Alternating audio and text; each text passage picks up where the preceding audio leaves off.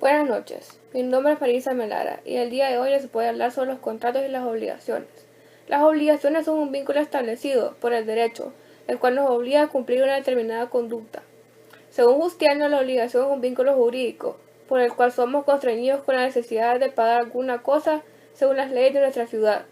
Los contratos son las principales fuentes de las obligaciones. Se encarga de crear una o varias obligaciones sancionadas por una acción judicial. Las obligaciones. Transmisión de obligaciones. Transmisión del derecho de crédito le corresponde al acreedor. Transmisión de la deuda o deber de pagar a cargo le corresponde al deudor. Ambos pueden transmitirse. El acreedor puede ceder su crédito a otra persona y un nuevo deudor puede asumir la deuda del primero. La obligación romana solo permitía la transmisión de deudas y créditos por medio del título universal. Más adelante, la técnica jurídica permitió otros mecanismos para poder ceder las deudas y créditos. La cesión de créditos tiene diferentes causas: compraventa, la donación y entre otras.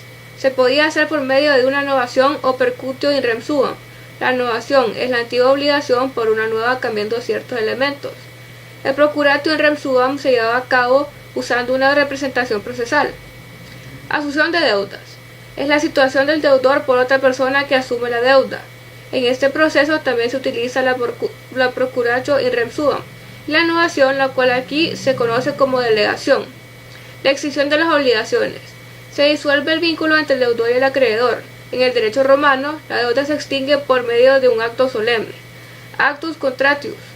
A finales de la época republicana se clasificaron en dos grupos: modos extintivos que operan ipso iuris y los que operan ope exceptionis. Los modos extintivos que operan ipso iuris son el pago, la novación, la confusión, la pérdida de la cosa debida, el mutuo disentimiento, el concurso de causas lucrativas y la muerte o capitis diminutio del deudor. El pago es el modo normal de extinción de una obligación. Puede consistir en un daré, facaré, praestaré, no facaré o pati. Se deben distinguir los siguientes elementos: quién lo hace, a quién lo hace, cómo, dónde y cuándo.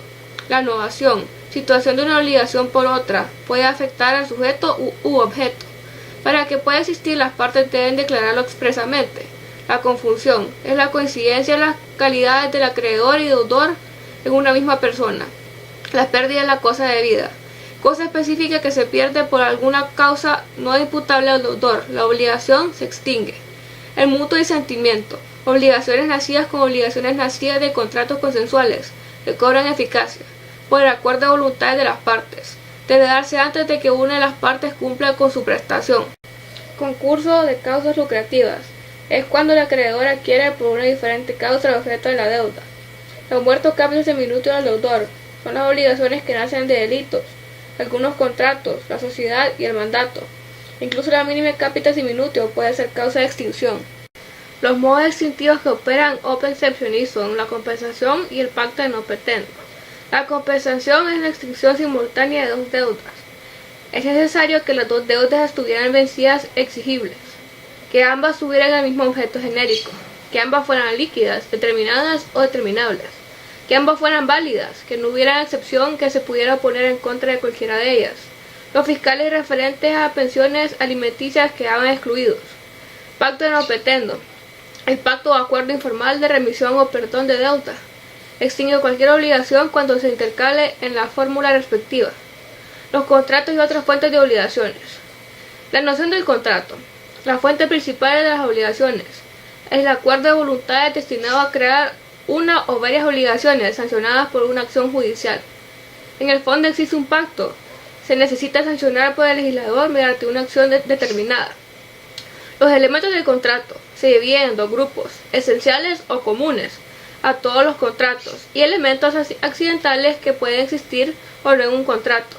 Los elementos esenciales del contrato son los sujetos, el consentimiento, el objeto, la causa y la forma. Los sujetos son las partes que intervienen en un negocio jurídico que coincide con los sujetos de la obligación. Se necesita la intervención de una persona ajena a los sujetos. Produce consecuencias sobre el patrimonio del representado.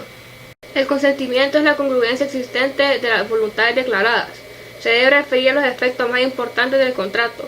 Puede estar viciado por el error, el dolo, la intimidación y la lesión. El objeto es la realización de determinada conducta por parte de uno de los dos sujetos. Consiste en dar, hacer o prestar. debe de ser lícito, posible, apreciable en dinero y determinado. La causa es la motivación que tiene una persona para realizar un negocio jurídico, confesarle de acuerdo con la ley. La forma debe sujetarse a la relación contractual.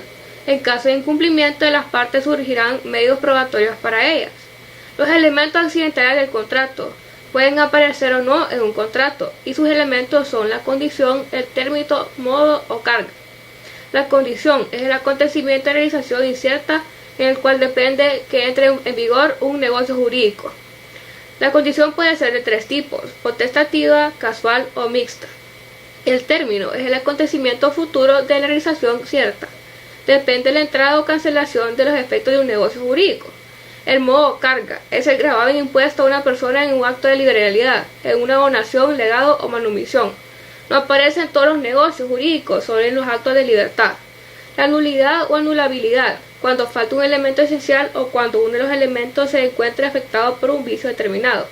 En este caso se debe realizar una convalidación. Por dejar transcurrir determinado tiempo para impugnar un negocio, por ratificación, por desaparecer el vicio que afecta el contrato, o los elementos esenciales deben estar completos y exentos de cualquier vicio.